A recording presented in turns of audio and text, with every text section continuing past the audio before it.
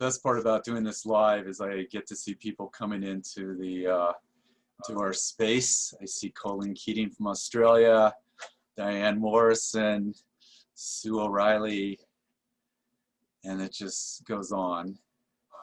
I'm so happy everybody is here today to be with us on this final day, these 12 days that we have been on a virtual pilgrimage together, which in so many ways is phenomenal. And then, you know, besides the technical issues, it's obviously been a spiritual experience for us, and how that affects us. I hope today will be a day that we can kind of look at taking that energy and bringing it forward into action. And by having action, we could help do things to make the world a better place, because it really needs our energy right now. And one of the reasons why I started on this path was because of the sense of that mystic inside of me that was awakened by Matthew Fox, that unruly mystic that was awakened in me, and realizing that mystic is in all of us.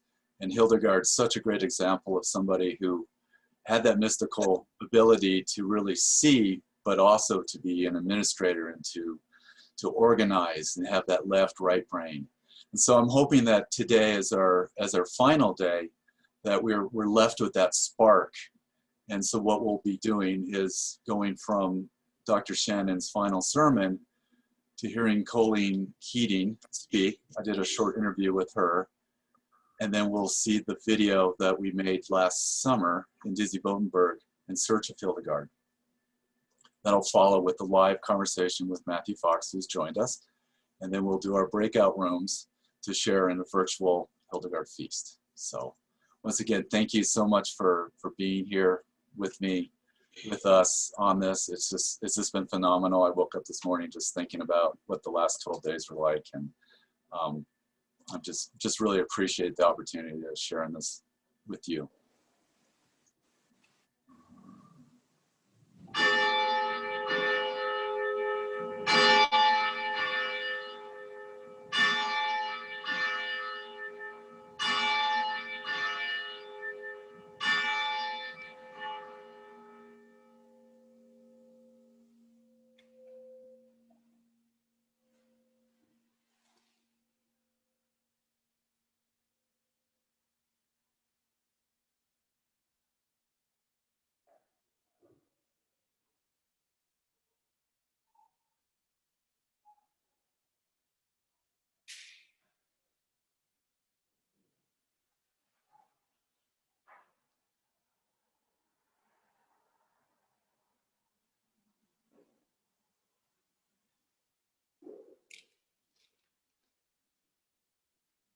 It's hard to believe. We are on our final day together, the feast of St. Hildegard of Bingen. As I mentioned yesterday, and Michael so beautifully stated a moment ago, it has been a great joy for all of us to be on this pilgrimage with you. I also woke up this morning overjoyed for our feast today. As I woke up, I watched the celebration in Bingen of St. Hildegard at St. Hildegard's Shrine. And while I was lamenting to some degree not being there in person, I realized her spirit extends way beyond, far beyond, that physical space. We are as much with her on this Hildegard Way as if we were there in person. Hildegard was many things, as we've learned over these last 11 days. She was an artist and a preacher, a musician, a healer, a theologian, a leader, a philosopher, a politician. But first and foremost, she was a nun and a mystic. She was deeply committed to her relationship with Christ, and it manifested in a unique way in her life through the revelation she received through the living light. Hildegard was not a mystic in the sense of one being detached from the world. She was deeply entrenched in this world. She was what we would call a practical mystic. The material world for Hildegard reveals God's creative spirit. God created everything in this world good. Hildegard's theological concept of veritas is an indication of her awareness of this divine order. When we become disconnected from our source, in plant language, the vine, we begin to lose our veridity and become dry, not only in the physical sense, but in mind and spirit as well. We are replenished or renewed in greenness when we allow ourselves to be healed, watered, if you will, with God's greening grace. What does it mean to be a practical mystic? It is simply to be awake to the reality of God's presence in every particle of this created world, to recognize the divine within and around us. We foster this awareness through education, prayer, discernment, meditation, creativity, and acts that grow light and love. Today, you are invited to bring something to the banquet that captures your own creative spirit, your personal expression of St. Hildegard's charism. You will have an opportunity, as Michael just mentioned, in our breakout rooms to share what you brought with your fellow pilgrims. I do invite you during this opening session to feel free to type into the chat message, if you'd like, to share some of what you've brought. We do ask that you please don't unmute, but you are certainly encouraged throughout this opening to share in the chat with the community what you brought to this banquet. I have brought with me several items, as you can see, possibly you can see in front of me. The first item that I brought are Hildegard's cookies of joy. Many of you have probably made these on various occasions. There is a recipe for them, I noticed on the Unruly Mystic Facebook page. These cookies have been a staple in Fairport Harbor for almost 10 years, following retreats, liturgies, and sometimes just because. They are called cookies of joy because they contain Hildegard's spices of joy: cinnamon, nutmeg, and clove. I keep this little container with Hildegard's spices of joy in my kitchen pantry for any time I'm feeling the need to add a little Hildegard to my oatmeal, toast, coffee, or anything that calls for cinnamon. At the Green Shepherdess store, which we visited on Sunday, we sell these candles here, made by the Cleveland Candle Company, St. Hildegard's Spice of Joy candles. There are so many creative ways you can take something as simple as Hildegard's Spices of Joy and incorporate them into your practice. I did want to read from Physica, a brief passage on where we get the inspiration for these cookies. So in Hildegard's Physica, under nutmeg, it's written the following: nutmeg has great heat and good moderation in its powers. If a person eats nutmeg, it will open up his or her heart, making their judgment free from obstruction, and will give them a good disposition. Take some nutmeg and an equal weight of cinnamon and a bit of cloves, and pulverize them. Then make small cakes with this, and fine whole wheat flour and water. You can also use spelt. Eat them often. It will calm all bitterness of the heart and mind, and it will open your heart and impaired senses, and will make your mind cheerful. The second item that I brought with me is fennel tea. These are big vases of fennel. I'm not sure if you can see them or not. Last year, the Western Reserve Herb Society gave me a small handful of fennel seeds, which I planted alongside of the Hildegard Haus. And this year we had just a beautiful crop of fennel growing. Fennel, also in Physica, Hildegard reminds us, is good for digestion. I have chestnuts with me. Chestnuts, Hildegard says, are good for the brain, which I eat those often. But Hildegard's charism is not only accessible through foods, although she gives us much to work with for a banquet such as this. But there are so many creative expressions that have surfaced from all of you this week. I would like to take a moment to formally thank Reverend Dr. Peter Mihalik, our bell ringer. We've been lovingly calling him Quasimodo all week, for his time with us. Father Mihalik is a retired priest from the Diocese of Cleveland. He has not only served as a pastor here in Fairport Harbor for 26 years, but he earned his doctorate in Rome and served on the faculty at St. Mary's Seminary and Graduate School of Theology in Cleveland for 30 years, teaching patristics, church history, and Latin. I had the pleasure of working on Father Pete's staff for 22 years, and together we discovered St. Hildegard of Bingen. So he would like to share what he brought to the banquet today.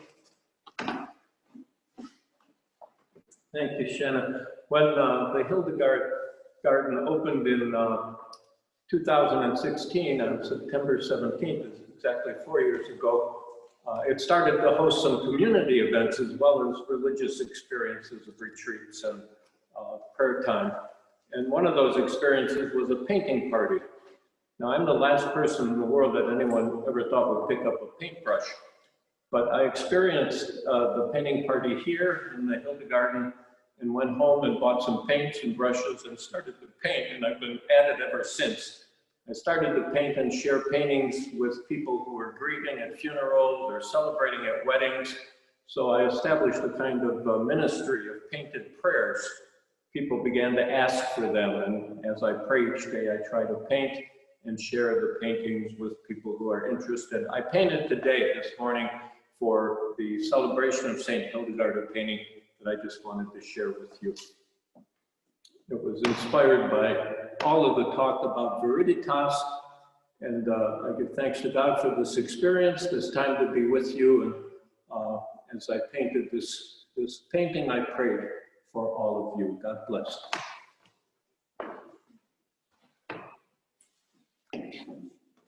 The great German theologian Karl Rahner made the following statement: "The Christian of the future will be a mystic, or will cease to exist at all." I would like to widen that and say the human being of the future will be a mystic, or cease to exist at all. Mysticism calls every human person, not just within the Christian tradition. And I imagine Reverend Dr. Matthew Fox will highlight some of this in his presentation today. That as a society, we have in some sense lost the awareness of the sacredness all around us. And I believe Hildegard of Bingen is calling us back to wake us up to this divine order. Living as a practical mystic is a holistic call to find creative and joyful ways to renew viriditas in our own lives and in the lives of those we encounter. So on this feast day of St. Hildegard and the final day of our pilgrimage together, may you find yourself immersed in the greening power of God, and may you be fed by God's living light. And so we pray. As we set out on our last journey together, we come to this banquet with grateful hearts. Grateful for all that we have experienced this week, our time on the Hildegard Way in Germany, and the wisdom and knowledge shared with us by so many dedicated Hildegard scholars. We ask that you, God of all veridity, inspire us to be creative in the way we bring light to this world. Keep us safe as we journey along our uncharted paths, and help us to wake up and recognize the synchronicities or the divine signs that you leave for us along the way. Thank you for bringing us together today to celebrate the feast day of your faithful servant, Hildegard of Bingen. May she inspire us to grow and heal in mind, body, and spirit. And we ask all of this in your holy name. Saint Hildegard of Bingen, ora pro nobis, pray for us. I apologize that I will not be able to join in the rest of the celebration today. We do have a burial, Father Mihalik and I, immediately after we sign off here, for a priest who sincerely loved Saint Hildegard of Bingen. And so we give thanks for all who have in very diverse ways dedicated their lives to Saint Hildegard. On this, we will watch our last video from the Hildegard Way. I am really happy to introduce to you Colleen Keating, whose inspiration for In Search of Hildegard became one of my filmmaking endeavors while I was in Germany last summer, specifically when we were in Dizzy Botenberg. And we've shared, and we will be sharing, depending upon when you see this video, the short film that we made from her poem. So I'd like to just hand this back over to Colleen to introduce herself and talk about her poem for us. Thank you, Michael. Thank you. And I'm very happy to be here. I'm enjoying the pilgrimage so much. Well, I'm a poet living in Sydney, Australia. And most of my poetry and writing is in response to nature and hope and social justice issues. My newest book, Hildegard of Bingen, A Poetic Journey, is something that I would just like to show everybody. Hildegard saw the value in creativity. She was a very creative person. I know there's, even her writings are very sort of full of lyrical and metaphorical nuance. She was creative in a way that she was the co-creator and with the great creator, and with that brings divinity into our humanity. So music and singing and drawing mandalas and calligraphy and painting and poetry, especially poetry, and dancing and movement, as we saw the other day with Lauren, with her beautiful story about Ordo Virtutum. This is Hildegard, and this is the creative and healing way that Hildegard teaches us. She was an architect too. The acoustics in the chapel that she built for her singing, for her music and her singing, is sort of something that, you know, for 12th century was pretty great.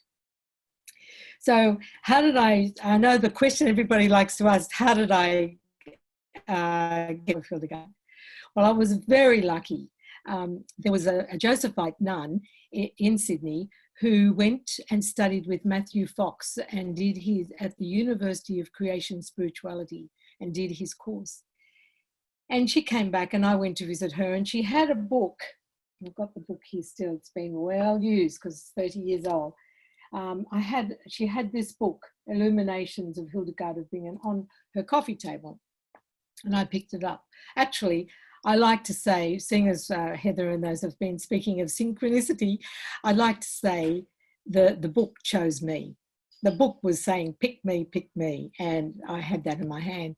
And this Josephite nun said, you should take that and have a lens, you'll enjoy it.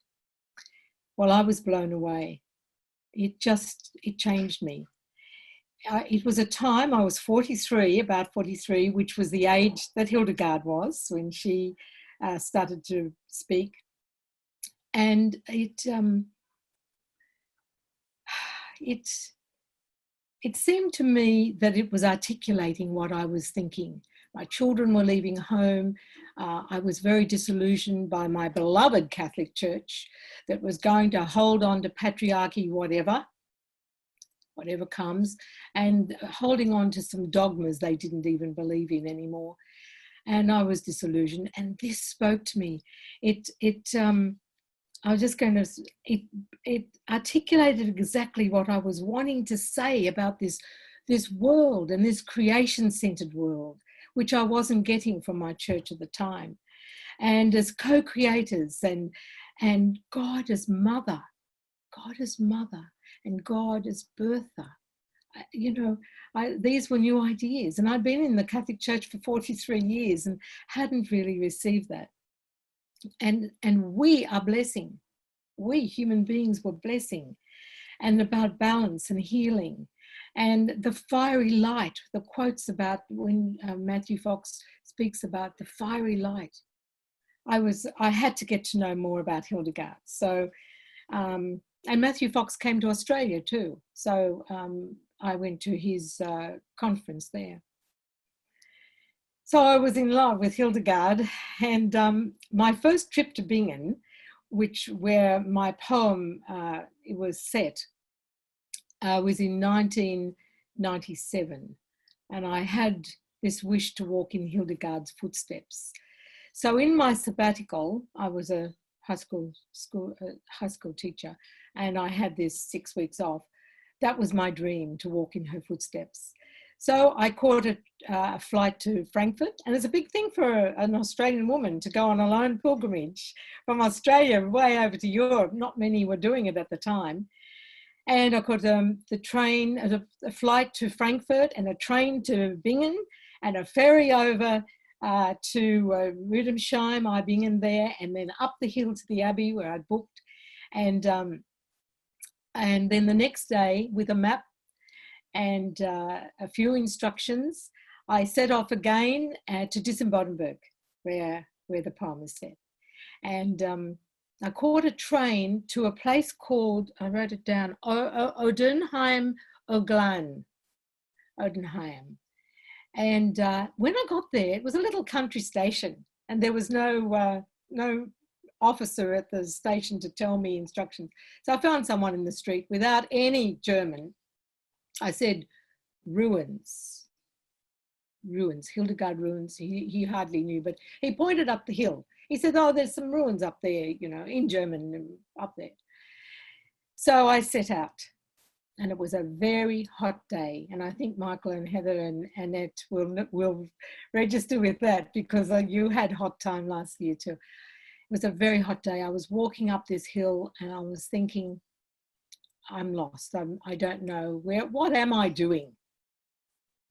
And there had been, I didn't tell you this, but there had been a little white butterfly flitting around all the time near me, here, there, and I was watching it every now and again. And I stopped, and I was having some water, thinking, where am I going? What am I doing? And this white butterfly, I like to call it might have been a cabbage moth, but it's more romantic and more poetic to call it a white butterfly. It flitted past my eyes and went up. And I looked up at the butterfly, and there were the ruins. I was on the right track. So I arrived there, and it gave me new energy to get going. I arrived there, and I spent the day in the bottom where we're going on the 17th. There was a peacefulness there that I can't explain. Your footfall sinks into the silence, so you hardly know your body is with you. Now, I've been there in autumn, and it's been crunchy, so it's not always like that. But this day, it was like an out-of-body experience. It's a very holy place. The air is thin. It's like, I know there's a thin line between heaven and earth, as we know when people die. But here you feel this thin line, and it's just the holiness. See, Saint Dissenbod was there as a hermit in the 7th century, and Hildegard was there for 40 years in the 12th century. So there's something very special about it. So I walked around and found the church and the ruins of the church and the old well and the bakery, and a sign to the Kapelle where they think Hildegard lived, adjoining the chapel. And that is where I sat, in another world. And I hope our pilgrimage there today, or when you see it, will take you there too. So back home, I wrote the poem. I wrote it in response to a competition called Giving Women a Voice. Giving Women a Voice was a competition, and I wrote the first sort of draft of the poem for that, and it was highly commended in that competition. And I'm so proud that my words and my poetry are going to be part of our pilgrimage. So that's my story, Michael. That's a good story. Yeah. Good story. And you know, I've been there. Let's see. I'm trying to think. I've been there. The first time was in the spring, so there was still snow on the ground. Wow. Yeah, and that ended up in the Unruly Mystic St. Hildegard film. And then just going back and taking Heather there was just a delight. And being able to film, I mean, that was the other part too. I mean, we went there twice. And I don't know about that place because it is a very thin veil place. And I have, you know, in my other documentary, The Unruly Mystic John Muir, I went to a place up in British Columbia, Lake Kitaloop, which is the largest rainforest in North America, and it's the home of the spirit bear, the white bear, that's in the green forest. It has a recessive redhead gene, and getting to this lake was like it was a challenge. You had to take a Zodiac up a river, and then usually nobody could get over into the lake because there wasn't enough water, and we happened to be the only people to be able to do that in like a year or so. But when we got into that lake, I had that same feeling I had at Dizzy Bodenberg. You know, Wow. Yes. and I was just astonished with like thinking of this stream that kind of just goes around the world, and we settle in certain places that can really foster creativity or foster spiritual development. And then there's these other places that we know are a little more stagnant, maybe a little more conservative, but when you get to these special places like Dizzy Bodenberg, it's really special. And I think that with your poem, it really inspired us to just kind of do even more work to capture that sense you had of being there. So, yeah, and you did capture that, yes, and I'm hoping everybody will feel that too. I know they will, yes. So, My third time to go there, I took my partner, my Michael, and like you say, taking Heather there was very special. It was very special seeing it through his eyes, and you know, he was blown away by Disembodied too. yeah, you'd kind of be in trouble if you took your partner there and they're like, oh yeah, I'd rather go shopping. Okay, well, thank you for joining us all the way from around the world in Sydney, Australia, and I look forward to seeing you on the rest of the pilgrimage way. So I'll end our broadcast with that.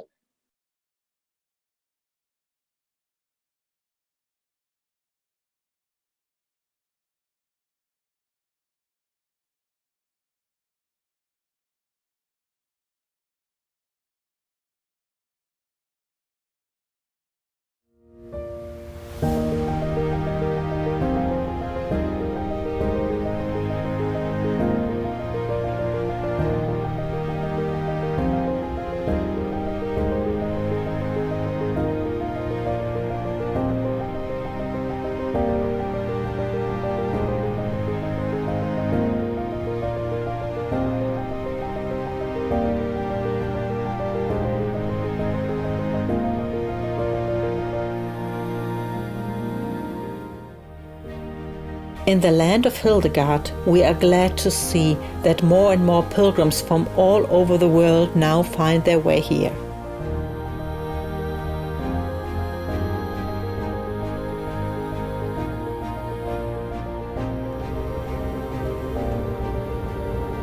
I take a train out of Bingen through the Rhine Valley on this summer's day.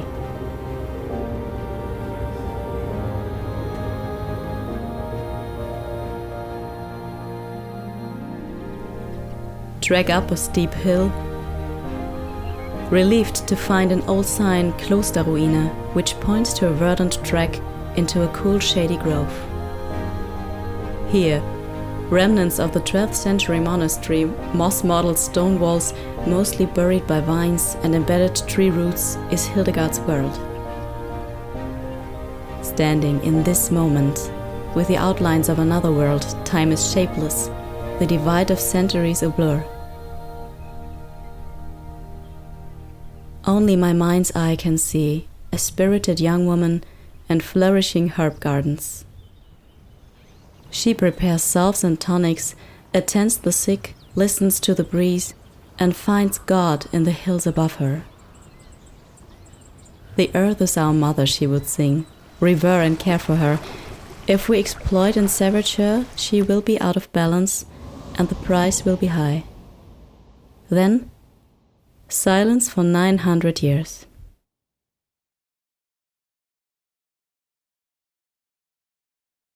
I lean against the wall mark at Hildegard's cloister.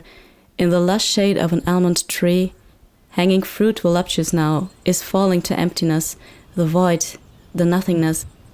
How human to fear the waiting for fulfillment to return.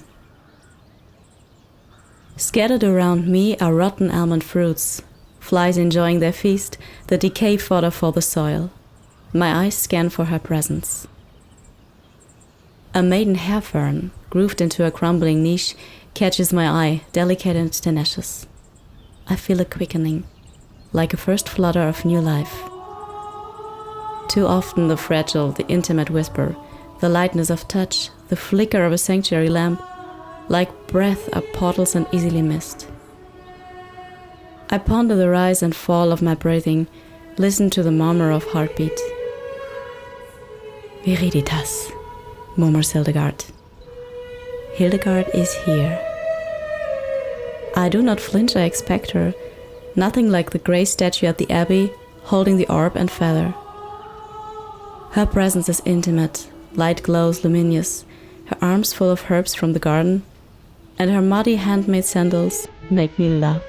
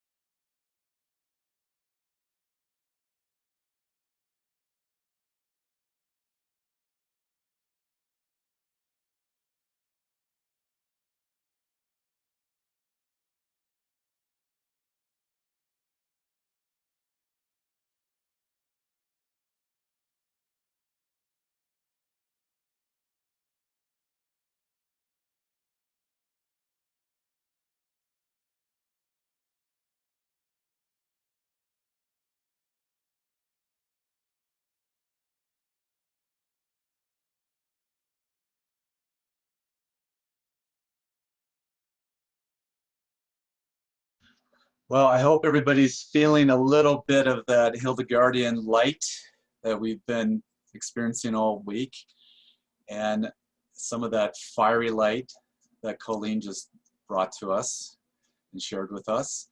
And I'd like to bring Matthew Fox to speak with us now. And I am so thankful that he has been part of my life. I think it's been 8 years since I first heard him speak live. I was videotaping him here in Boulder, talking about Via Creativia. He spoke about Hildegard for probably most of that time.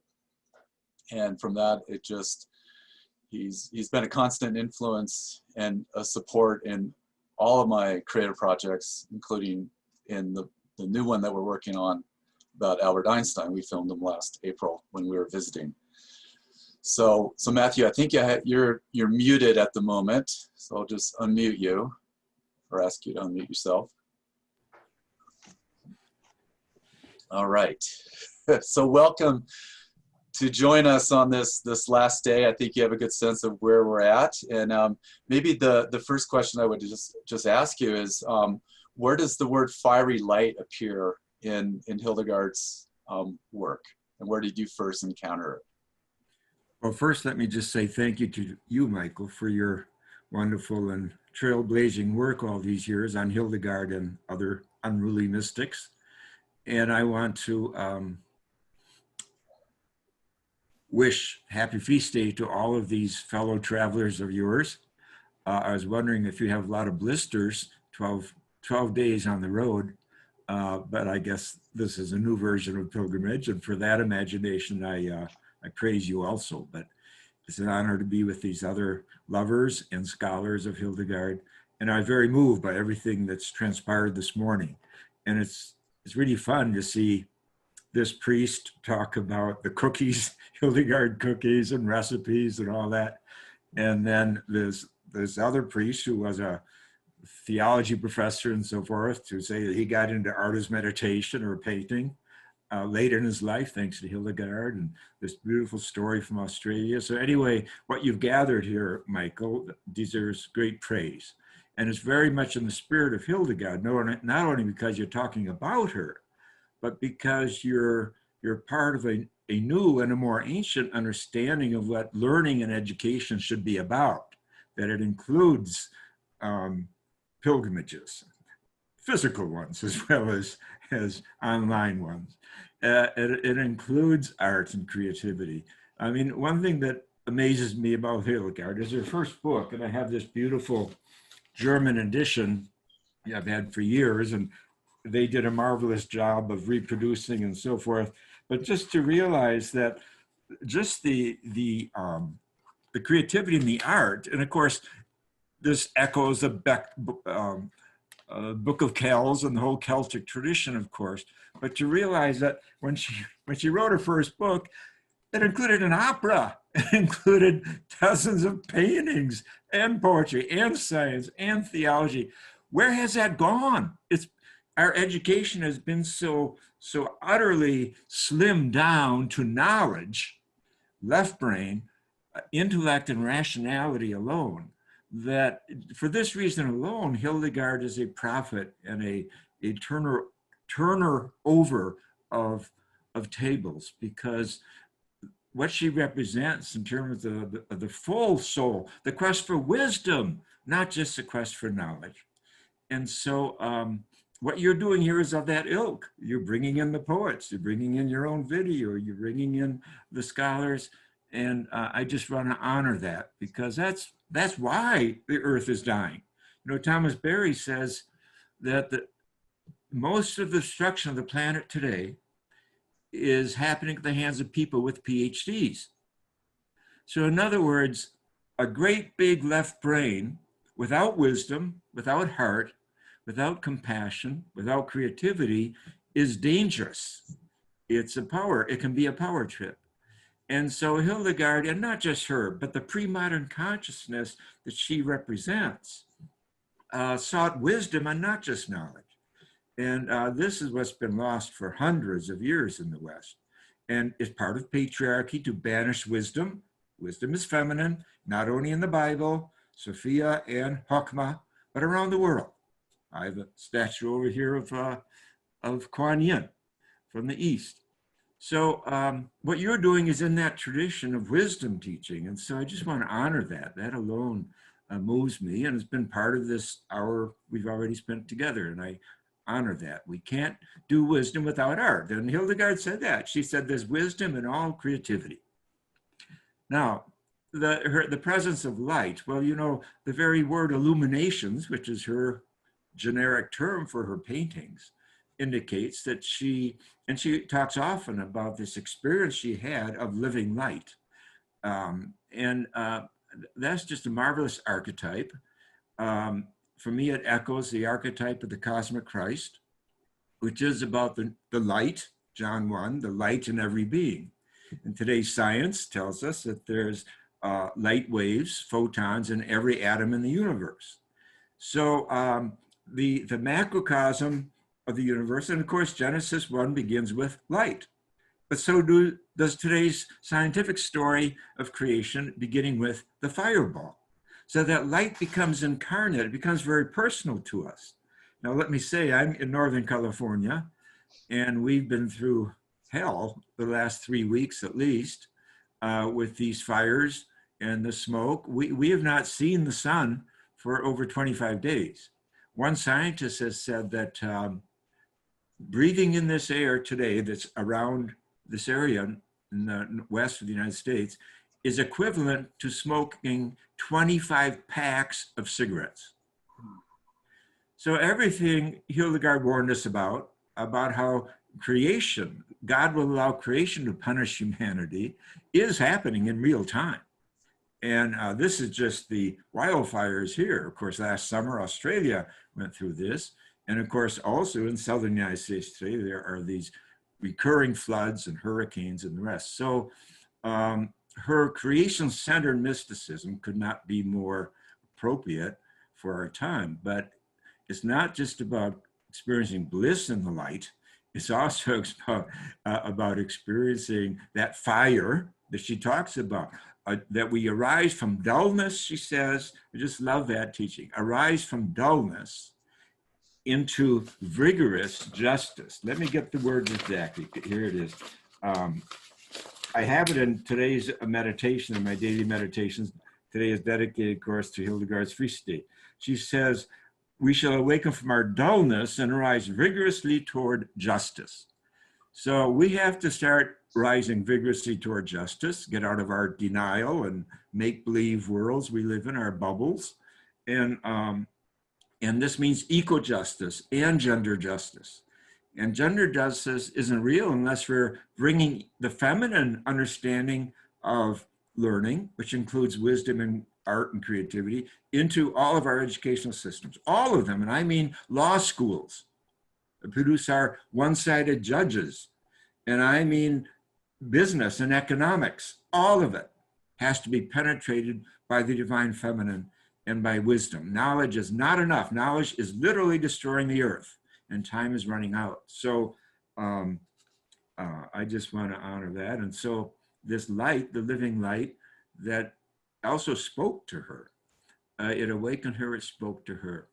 But really, it speaks to all of us in different ways. Like you talk about your experience at that lake or at DC Bodenberg, that the Spirit speaks to us if we're listening. And sometimes it actually talks language. When you were speaking about this Canadian trip, I was reminded of this amazing photographer from Canada. Oh, now I'm going to forget his name. Miles, is it? But he has an amazing story to tell. And, you know, he was not a religious person as such, but one night, it was a moon lit night, full moon, and he went to the window and he was just awed by it, kind of like you were, in a place of tranquility and peace, in the heart of nature. And then he heard this voice, and it told him to go around the world and photograph the sacred sites of the world. This came to me when you talked, because you were talking about these sacred sites that move us. And then he didn't know what to do. He went to a bookstore, and my book on the cosmic Christ kind of fell out of the bookshelf and hit him in the head. He'd never heard of this. He read it. He said he took that book with him around the world, and he created this beautiful book. I have it in my living room, of the sacred sites of the world. But toward the end of his life, when he couldn't travel and all that, what he did, he created a new book on the pond in his backyard. And he said, the sacred of the world is, you don't have to go to all these sacred sites. I mean, he had all these adventures. Someone stole his photography equipment in China or something like that. I mean, what after, but he said the whole time he felt embraced by this light. He said, what you call the cosmic Christ. This was my experience. So I think that's what Hildegard is talking about. And again, we must deconstruct hagiography. You know, Hildegard is not to be put up on a pedestal. We have to ask that question. Where is it present in our lives? Where is that living light in our lives? Where is that passion for justice and greening in our lives? And there's a real danger of projecting our holiness onto these figures we call saints. That's very corrosive thinking and dangerous, because a real mystic is a prophet also. It's awakening us to what our capacities are about. And we're not going to imitate them. We're going to do it our way. And in our generation, like you're doing it, Michael, with the special gifts of light that we call video and film, and now internet. So anyway, that's a long answer to your question. I'm sorry. That was great. And I really thank you for the acknowledgement. I definitely appreciate that, because you know, you never know, because I'm kind of in my own world right now, doing my own thing, and then having this interaction with everybody else, which wasn't necessarily possible 6 months ago. That's the fun of being creative, isn't it? You never know. I love that phrase. Yeah, you never know. You don't know if your seeds are going to land on healthy soil or where they're going to go. They may be blown away by the wind. But that's the integrity of it. You do it anyway. It's what Meister Eckhart said. Work for the sake of working. Do justice for the sake of doing justice, not for reward. Not because you do know what the results are going to be. And I think that's just real sound spiritual advice. You get it from Buddhism as well, that we work to work. You do justice to do justice. You make beauty to make beauty. And then the seeds fall where they may. And I think Jesus had the very same experience. That's why he talked about it. Some seeds fall on fertile ground, and some fall on rocks, and some get blown away. But you do it anyway because you have this call, and that's integrity, following the call, and doing your best. And look what you've gathered in this circle that you call a pilgrimage. It's just wonderful that so many people are being touched by Hildegard's genius in our time, because she is such a voice for our time. So one of the questions that was asked to me by one of the pilgrims was, you know, we're focused right now on Hildegard from the Rhineland, and there are other mystics who came out of the Rhineland, and I know you've done other books on them and you've studied them. So I think the question was, why? You know, why was that happening at that time for those people? And then my question to that would be, where's that happening now in the world? Well, I'll always maintain that the most important influence on the Rhineland mystics is the Celtic tradition. The Celts settled along the Rhine. They settled in northern Italy, so they gave us St. Francis. They even settled in northern Spain and gave us St. Dominic. We know that because Dominic had red hair and a red beard. And so he was part Celtic. So I think we owe a lot of this to the Celts. And the Celts, remember, did not get their theology from St. Augustine, who was the champion of dualism and guilt-ridden for his sexuality as a young man that he never got over. He dumped on the rest of us. The church has absorbed it, unfortunately, for 16 centuries. But the Celts did not go south for their theology. They went to the east. And the East never lost the sense of the cosmic Christ. There is no cosmic Christ in Augustine. He's a psychologist. And he's a genius in his own field, if you will, in his own right, but he leaves out the cosmos.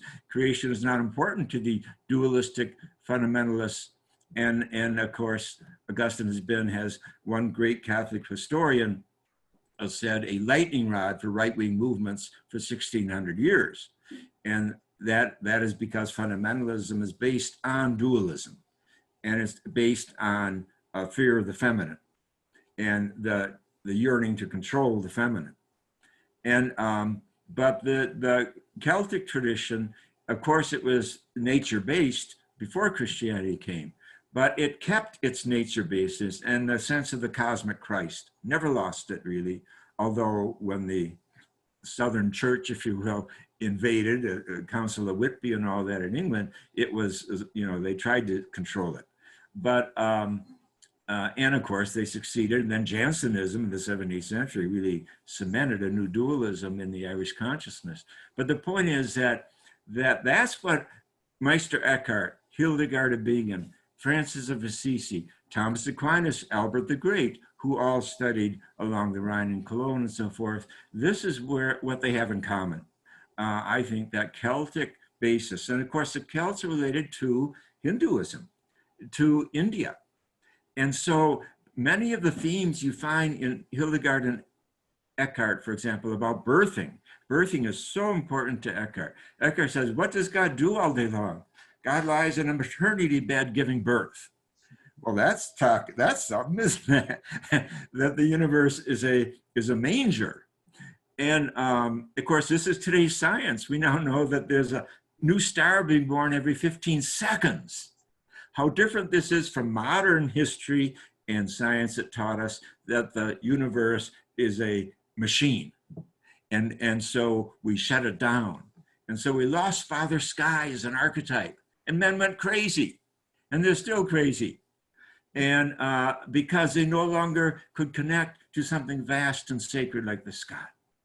And of course, so the point is that that many of these great themes we find in Eckhart, for example, and Hildegard too, are derived actually from the Hindu tradition, which is very strong in the themes of birthing, very strong in the themes of art as meditation and creativity. And you know, the great Hindu scholar Coomaraswamy, through whom I met Meister Eckhart. I didn't get Meister Eckhart from any Dominican teaching. I never heard his name once in 14 years of being trained as a Dominican. Of course, he was condemned. But Coomaraswamy says reading Eckhart is like reading the Upanishads. There are whole sentences in Eckhart, he says, that feel like they were translated from Sanskrit. And it's like reading the Upanishads. Now, Coomaraswamy, by the way, knew 35 languages. And, but he recognized an Eckhart like that. In his important book written in the 30s on nature and art, he has a whole chapter on Eckhart and says these things. It's just amazing. So what's this Coomaraswamy, this Hindu, why is he all excited about a Rhineland mystic? Well, because Eckhart ingested the truth of the Holy Spirit, a whole theology of the Holy Spirit as co-creating with us in everything we do. So that's where it comes from. Now, I got into Eckhart, again, not through academia. When I was in Paris studying for my doctorate, the professor, who I loved a lot, history of spirituality, he only spoke briefly about Eckhart, and what he said was strange. He said, Eckhart only has a via negativa. Well, it's true that Eckhart's via negativa is as rich as you can get, the epiphatic divinity. But when I started, when I got into Eckhart, is because I read Coomaraswamy. And I had whole sentences from Eckhart in Coomaraswamy's book I had just written in an article I'd written on sacred space and sacred time, and I couldn't believe it. What's this guy, this Dominican, this ex-Dominican, this, and I are saying the same words? And so that's when I discovered Eckhart. Then I had a car accident, I had an operation, and Eckhart came to me during my operation when I was unconscious, and we were walking together on the beach without saying a word. And it was the most transcendent experience of my life. And I knew that Eckhart and I had a destiny. And that's when I really threw myself into him and was thrilled, because I was writing a book on compassion, and I was getting very depressed that so few Christian theologians through the centuries had written about compassion. They wrote all these books about contemplation, climbing up contemplation, climbing up contemplation. And I found so little on compassion, and then I found Eckhart. He wrote a whole long exegesis of Luke 6, be you compassionate as your God in heaven is compassionate, and a whole treatise on the Our Father, which is all about compassion and justice, and all these other sermons on compassion. So that's a little of my story about how I found the Rhineland mystics. And it's Eckhart who led me to Hildegard. It was Eckhart who led me to Hildegard. I kept saying to myself, reading Eckhart, there's a woman in here someplace. There's this feminine energy. Where is this coming from? I knew that Eckhart was an editor Aquinas, who was alive when Eckhart was alive. He died when Eckhart was about 15. But then I got to Hildegard, and I was thrilled. And the first person, I couldn't find anyone who knew anything about Hildegard. The first person was Tom Berry. The very first time I met him, we went walking together, and I mentioned, I'm working on a book on Hildegard's illuminations.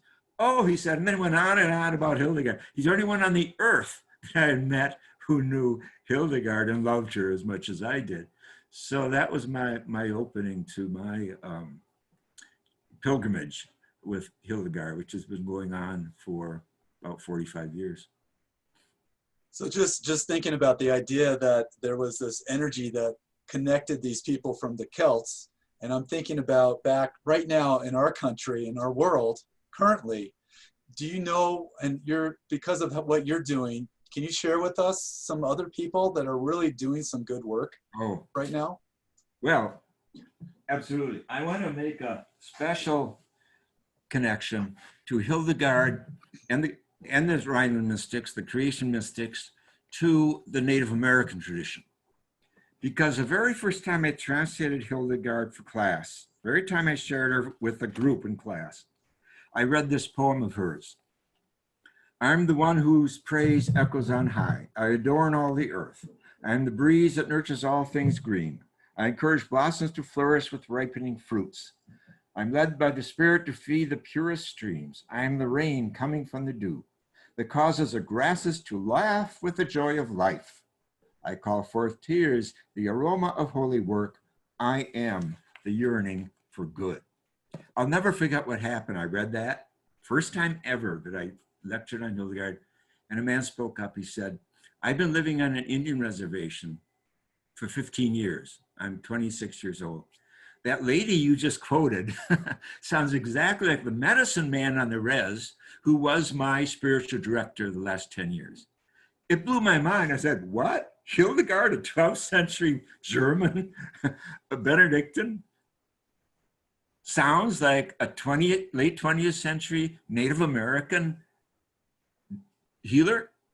And it just blew my mind wide open. And of course, it's a question I've been carrying then for 45 years. And of course, it's obvious. Pre-modern consciousness of Hildegard, Francis, Aquinas, Mechthild, Eckhart, and Julian Norwich has a lot more in common with Native American wisdom than it does with today's theology, Cardinal Ratzinger, or anyone else. Although Pope Francis is trying to get back to it. Because it begins not with the human. That is so modern, to begin with the human, which is to say, to begin with sin. It begins with cosmology, with the universe. Aquinas said, and I quote, the most excellent thing in the universe is not the human, it's the universe. And we're all here to serve that. All beings are. Well, that's Hildegard too. But that's Native American, that's indigenous around the world. So that's my number one answer to you. You want wisdom, go to indigenous peoples. And it's been my blessing and gift to be able to pray in many of their prayers and so on, because Native people have come to me to teach, because to my programs, because they find a home in creation spirituality that they don't find elsewhere. So the practices they have, the sweat lodges and the sun dances and the vision quest and all this, you don't want to appropriate it, but if you're invited, or even if you're eager, go out and knock on someone's door and try to get invited, but respect the fact that it is their lineage. But I've been so blessed by that, and that's that's my first answer to you, the wisdom that indigenous people carry. Now, it's not about romanticism. It's not about how things were perfect 500 years ago, but it is about the shadow that's missing in Western thinking, not just theology, but definitely theology, but education, as I talked about earlier. The whole thing leaves out the cosmos, therefore it leaves out the earth. As Thomas Berry says, ecology is functional cosmology. So if you don't have a cosmology, you don't have an ecology. If you don't have an ecology, the whole earth is going to be burning. And the flooding is coming too. As I was with 150 scientists 2 summers ago for a week on climate change, and they said the hot places are going to get hotter, the dry places are going to get drier, and the wet places are going to get wetter. And that's exactly what's happening. And this is a path we're on. So we need a whole new way of seeing the world, and that is a pre-modern way of putting the cosmos first, putting Mother Earth first. And then how do we fit with all the other amazing species in what Hildegard marvelously called this web of creation, this sacred web of creation. And believe me, now that we have not had a blue sky for 3 weeks here, we're beginning to fulfill words I spoke years ago. We can no longer take healthy air for granted, healthy water for granted, healthy soil for granted, or the health of other animals and birds for granted, or even the health of our children and grandchildren for granted. But to me, that is what mysticism is, not taking for granted. It's falling into profound gratitude. And the gratitude born of awe and wonder and beauty and the doxa, the glory of creation, the cosmic Christ that is present in all of creation, just what Hildegard talks about, the wisdom of the sparkling of the waters, as she says. This is the Christ. Or if you prefer language like the Buddha nature, that's okay too. Or in Judaism, the image of God. Absolutely parallel understandings of the sacredness built in to all nature, including ourselves. That's great. So I have one more question to ask you, but I'm also going to put this out to our pilgrims. If you have a question you'd like to ask, just go ahead and send that as a chat message to Heather. or you could do it to the group so everybody can see the same question. That might be a better way to do that. And then she'll moderate that back to me, and then we'll ask that as the final question. But I have one more question to ask you, Matthew. And if you recall, I remember in 2013, we had a new Pope, and the question I asked you, what would Hildegard say to that new Pope? Well, I'm not going to ask you that same question, but in the same vein, what would you say to the current president or the next president? Or what would Hildegard say to the next president or the current president? Well, I think Hildegard would say what she said to the emperor in her day, and that is to man up and put justice before your own greed and your own agenda. She kept calling popes and emperors back to justice, Lady Justice. I also would invoke, of course, I've just finished a book on Julian of Norwich, and I'm just stunned by her, because she lived through a pandemic, the worst pandemic ever in Europe, the bubonic plague. It was 7 when she hit, and then it kept returning in waves. And she is a direct descendant of Hildegard. That's why I call Hildegard the grandmother of the Rhine mystic movement. And Julian is in many ways, well, followed by Nicholas of Cusa, kind of the end of the line. But the unique thing about Julian is she was the only one of these 7 giants who had to live through a pandemic and stay true to creation spirituality.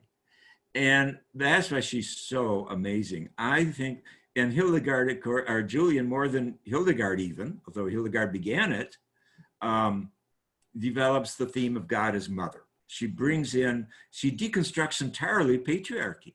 And she brings in the divine feminine in all her angles on divinity. Christ is mother for her. She develops that. God the creator is mother as well as father, she says. Spirit is mother, and the whole Trinity together is mother for her. So it's everywhere in her thinking. And non-dualism, she talks so much about sensuality and spirituality, sensuality and substance, and about God in nature. And God is nature, she says. So all this is you see, Hildegard is not standalone. She is a lineage, part of a lineage, but she's this great champion at the launching of the great 12th century Renaissance. But of course, this lineage goes back to Benedict, but also to Jesus. All scholars agree today that Jesus was from the wisdom tradition.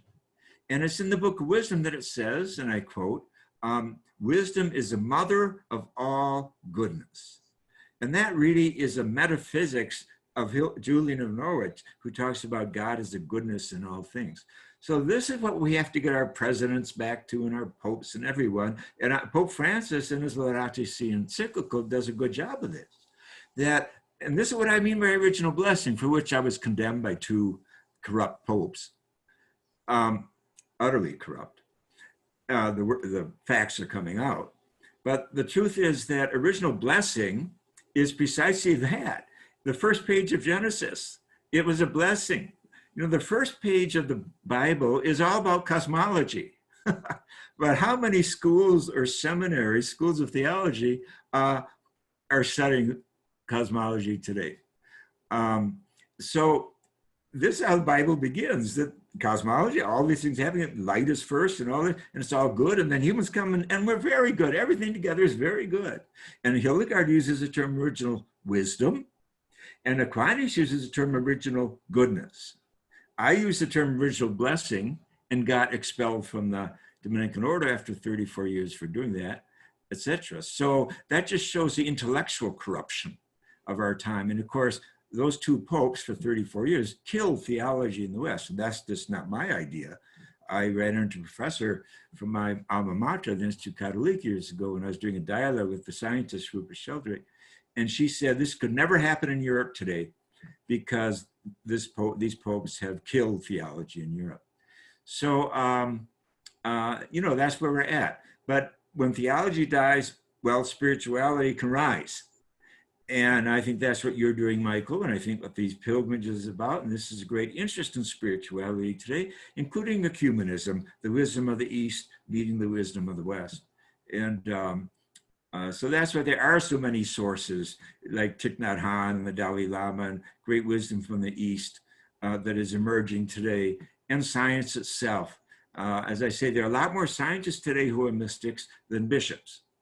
And I especially appreciate Rupert Sheldrake's work. I mean, there are many scientists, but he has 2 recent books on spiritual practices and science, how science supports meditation and chanting and art and pilgrimages and other practices. I recommend his work very strongly. He and I have done 2 books together, one on angels and one on nature and spirit. But the point is that there are many places to look today, and especially with the help of Google and the rest, where we don't even have to trip off to libraries. So there's a lot of potential, but time is running out on our species. And so your question is so important. I would end with this about your question. Aquinas says, a politician must know more about the human soul than a doctor knows about the human body.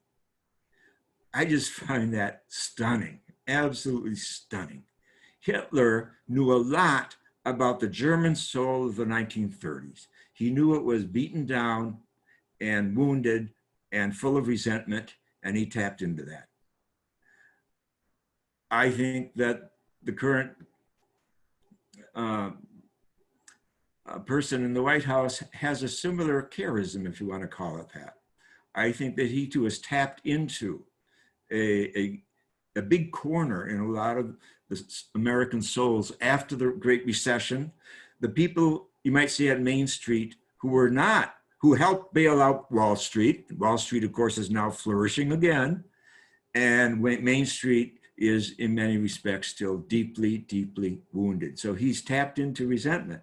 Now, to me, those are 2 politicians that are very negative. But Aquinas' principle applies to them.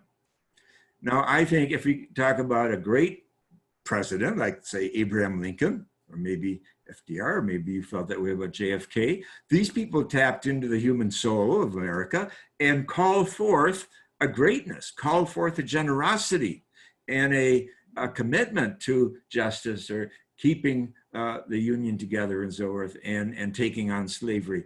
So I think that's at the heart of things. But if you have a leader who only goes for the darkness and the shadow in the human soul, you're in a very precarious situation, which is what we're in today, of course. So that's kind of a bottom line for me when it comes to politicians that and leaders, that they need an inner life too. And again, hail to Hildegard, who dared to attack the emperor, whom she had met actually, and the Pope, and tell the Pope, you're surrounded by wicked people and evil is taking over your papacy, do something. And she always returns to the topic of justice. So that's the bottom line.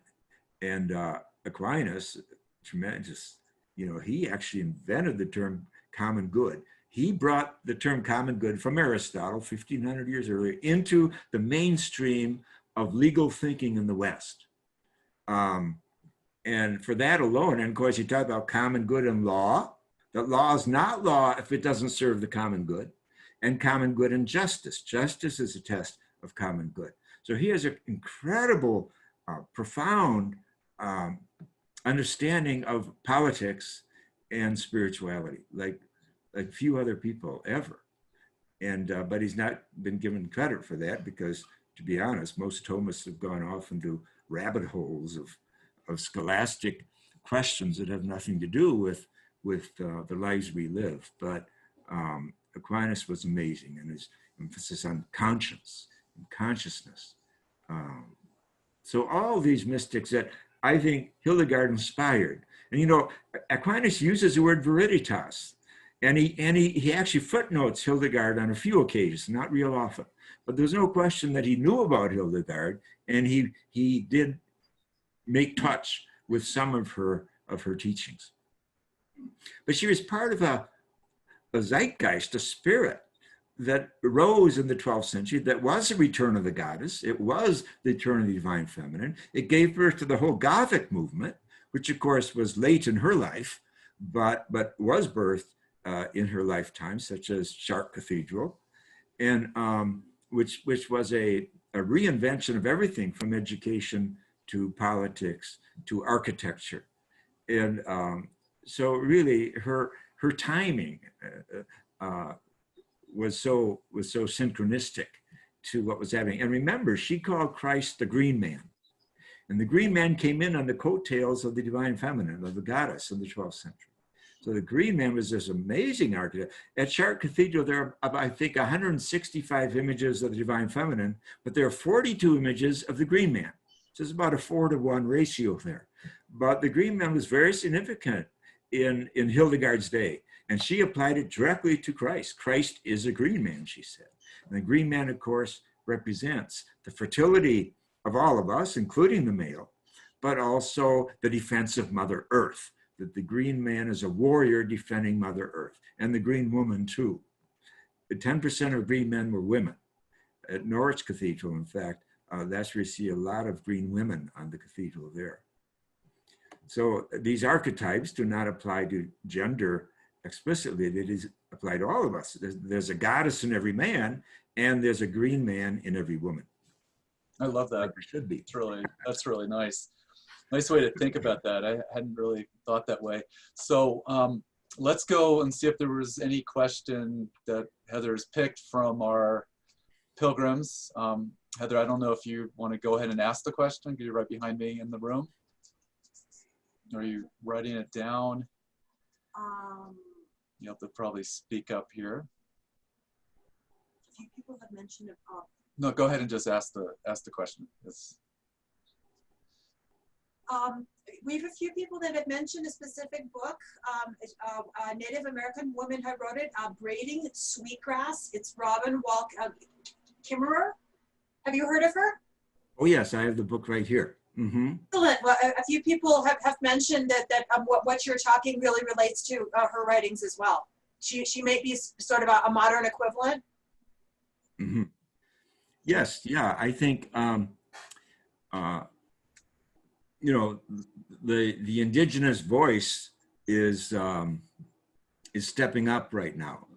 Just as women are finding their voices, their fifth chakra, so are indigenous people today, and of course, so are Black people. So a lot of groups that have been sat on, literally, and worse, for centuries, are coming back with their wisdom.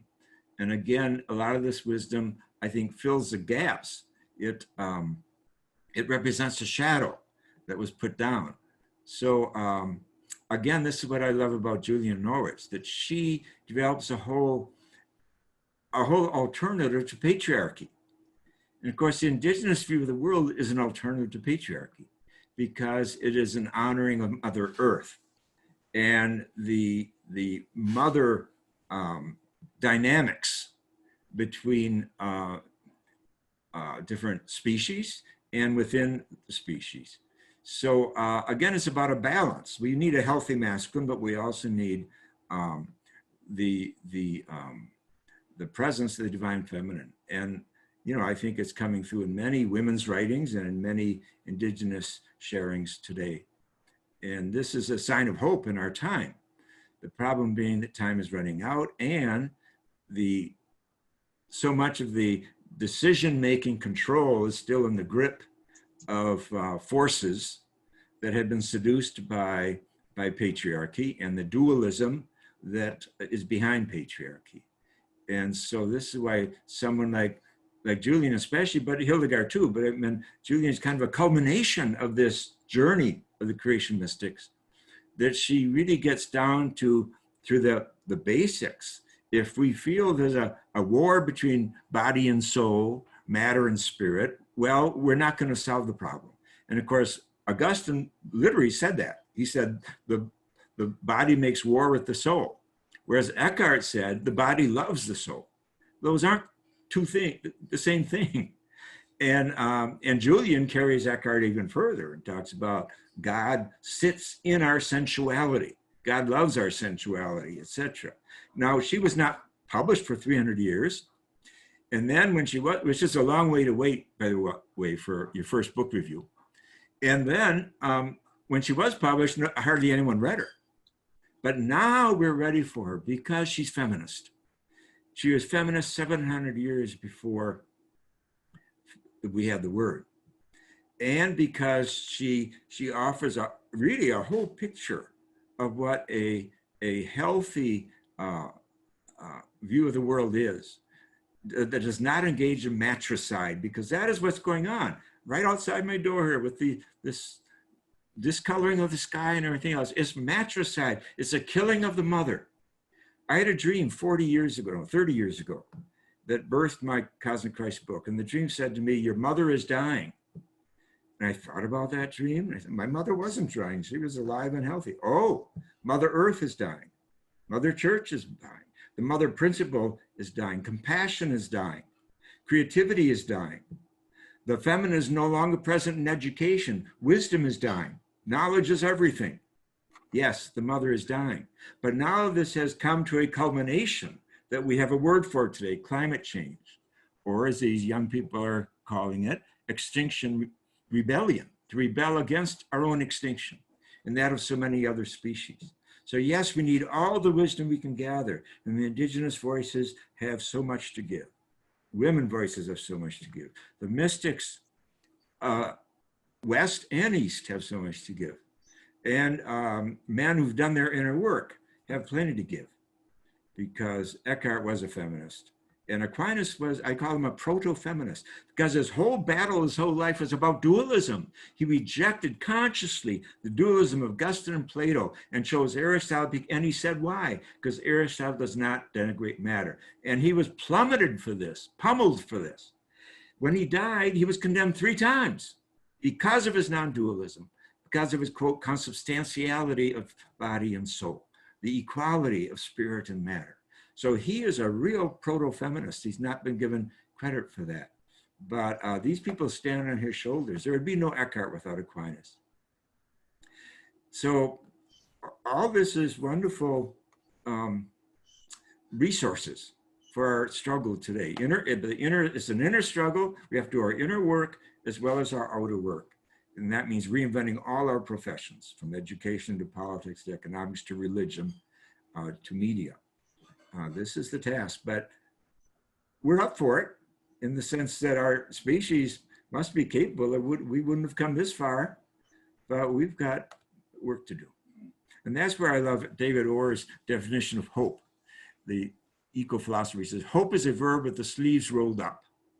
Hope is a verb with the sleeves rolled up. If we're willing to do the work, the inner work, and the putting it into the outer world, the outer work, like Hildegard did, someone alluded to that in today's presentations. She wasn't just a mystic in the closet. She was a mystic, you might say, in the world in every way. That's how we all have to be today. So Matthew, as we wrap up receiving all of your wisdom that you've shared with us, which is so amazing, that you're able to maintain all that and just keep putting it out there. I was wondering if you could share a prayer with us to close out this last part of the day, the last hour with you before we move on and do our breakout rooms, because I know a lot of people have a lot of things to say among themselves. But if there was a prayer or something that you could leave us with to reflect upon as we go into those breakout rooms, sure. I think we would appreciate that. Okay, I'll be glad to. I have a little relics that someone sent me when I was writing one of my books on Hildegard. They told me it was from one of her places or something. I don't know. I hope it wasn't stolen or anything, but I like to believe that it's authentic or in some way. But anyway, I use this as a paperweight. She's with me often. So Sister Hildegard, our sister to Mother Earth, sister to women everywhere, sister to men, awaken us from our deceitfulness, from our self-pity, from our ignorance, from our narcissism as a species. Awaken us from this deadening that modern consciousness has locked us into. Awaken us to a vigor for justice, for equal justice, for gender justice, for racial justice, for justice with all the other animals and critters that we share the planet with, the rivers and the oceans, the trees and the soil, clouds, the air. Maybe reinvent the way we live on this planet, our species, so that it might flourish, that it might be green, full of viriditas, full of the Holy Spirit. Be with us, Hildegard. We need your strength and your wisdom and your passion. Amen.